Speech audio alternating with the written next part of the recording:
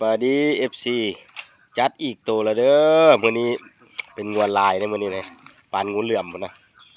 ตุ้ยดีพีงามตัวผู้ปุ้ยหำบักใหญ่บาทนี่นะใครบ่ได้กินตัวนี้นี่โอ้เสียใจนี่โอ้บ่ได้ดึงซอยเว้ยร้อนบ่ล่ะวิชาการขนาดวิชาการใหญ่บ่มาเด้นี่ขำหูขนาดงัวตัวนี้คุณดีเนาะอันนี้มันเป็นอาหารของคนเด้อนี่เด้อบ่แม่นการทรมานสัตว์เด้อ FC เด้อเป็นวัฏจักรเป็นต้องโซ่อาหารเกิดมาใหญ่มาแล้วก็ได้แลกเปลี่ยนเป็นอาหารของคนคือเก่าหั่นล่ะนี่ลมงัวแล้ววันนี้ซอยจุแซ่บๆผู้ใดสั่งก็สิได้ชิ้นใหม่ๆสดๆเนาะนอกจากตัวนี้แล้วก็มือเข้าพรรษานี่ก็มีอีกลูกค้าสนใจว่าได้กินตัวนี้ก็สั่งเลยเด้อมือเข้าพรรษาเด้อจัดให้เนาะติดตามพอดีมานำทางนั้นเห็นหมูป่าโอ้ลูกบักหลายๆแม่มันตัวบักง่ายคุบได้ตัวเดียวกันจังวะเสียดายเว้ยลูกตั้ง7 โตพุ่นนะได้ตัวเดียวเป็นตะกินวะนี่ลูกหมูป่าเลยนี่เด้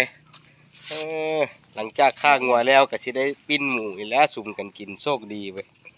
มานำทางเห็นหมูป่าตายจัดไปอนามัยให้สะอาดผมน้ำก่อนเข้าน้ำคือนักมวยนะเนาะเข้าน้ำแล้วก็น้ำร้อนมาลวกแบบนี้ลวกแล้วก็คูดเสร็จแล้วบ่ได้ตายแล้วนี่ยังวะอย่ามาเอามาเที่ยวเมียคูดให้มันสะอาดเด้อคูดให้จบมันงามโอ้ยสุดยอดรับประกันความปลอดภัยไว้ใจได้ทีมงานเขาความสะอาดความแน่นอนไปฮอดบ้านต้มเลยแกงเลยบอกเขาจะต้มน้ำผ้ารถเอาเฮ็ดสะอาดเฮ็ดคักนะสะอาดคักอีหลีสุดยอดเลยบ่ต้องห่วงเรื่องความสะอาดปลอดภัยแน่นอนพูดแล้วก็เผาคักๆพุ่นแหละอุ้ยจะมันเหลืองงามเนาะหุยหมูป่านี่เป็นตาแซ่บแท้ๆบ่ได้กินนี่เสียใจเด้อคุณนะโทษสืบต่อคูดอนามัยสะอาดคูดให้มันเหลืองๆงามๆหัวตัวนี้คักเผาได้ดีเหลืองงามมิลินะคักสะอาดเป็นจะได้เฮียร้อยคือเอาไส้ออกนำซะนะเนี่ยได้หลายเพื่ออะไรท่านยังสันดานไปเรียนกันเขามีบอดอะไรได้บอกลอยโอ้ยไส้ทะลักงานนี้ไส้ทะลักแล้วนอนนะไปสั้นกับหัวว่าคือมิดสีนหัวตัวนี้งามบ่แถวว่างามบ่มีที่ติเบิ่งไหมพามาเบิ่งความสดของมันคู่ปาดก็งามกันโลส่งหมูแล้วส่งซีดอีกได้ดิพูดนั่ง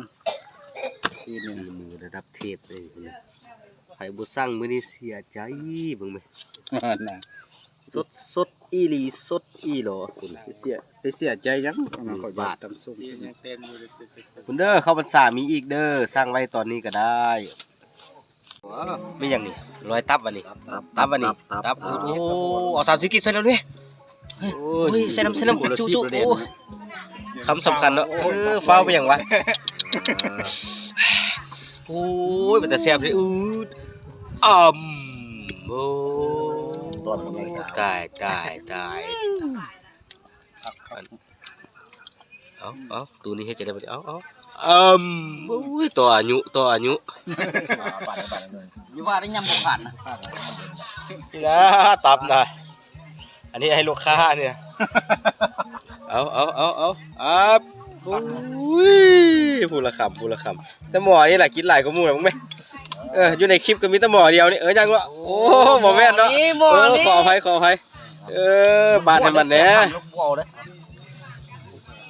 ปุ้ยแซ่บบ่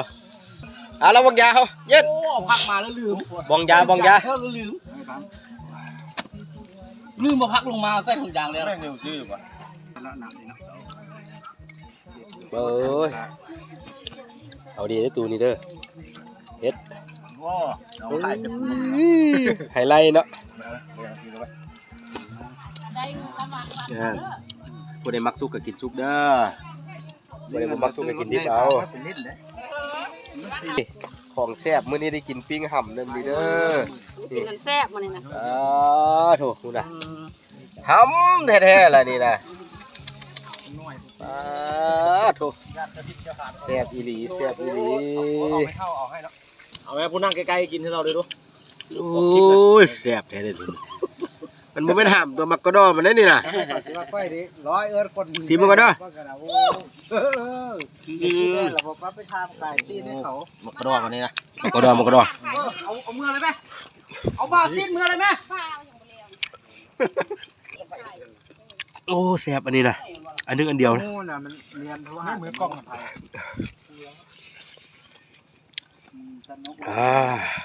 ทูนี่ครับเป็นโทรศัพท์เมียมึงอะไร เข้าความจริงแล้วแหละจะ ยายพูดเรียบร้อยแล้วยายพูดแล้วก็สั่งคักแน่เด้อเท่ากันเบิดทุกพูดเนาะมื้อนี้ก็เฮ็ดอยู่23พูดจัดส่งลูกค้าบ้านเวิร์นแทนท่าดินแดงจากน้อยนัดลูกค้า5 โมงได้กินเด้อ ปาดเอารวดนี่ยืนตำราปาดเอารวดไม่ดีค่อยจีบว่าใจง่ายไปทั้งไหนไปแล้ว ยายสะกดซื้ออันเนาะเครื่องในเนาะเครื่องในไส้ปอดม้ามหัวใจถือว่าไส้เบิดเนาะ30กีบครบแถมบีอีกพูด200,000จะได้บีนำใส่ซื้อกับมือใส่เลยนะ เคลียร์พูดละ2 ถุง ปอดใหญ่แล้วปอด ยายเบิดแล้วยายเบิดแล้ว มันกระดูกเนาะ ยายเบิดแล้วยังแต่กระดูกเด้อเอากระดูกใส่กระดูกก็จะได้อยู่3 อันเด้อกระดูกข้างกระดูกข้อแล้วกระดูกค่อยได้3 อันบอกรถกระดูกไป3 อันเครื่องในได้ครบสั่งนำเฮาบ่ผิดหวังเนาะอย่าลืมเด้อเข้าพรรษานี้ค่าอีก1 ตัวเนาะสั่งจองไว้แต่เดียวนี้ซาอดหมดเนาะเพราะว่างัวตัวละ4 ล้านนี่ถือว่าผู้ใดบ่สั่งก็เป็นบ่ได้กินเนาะ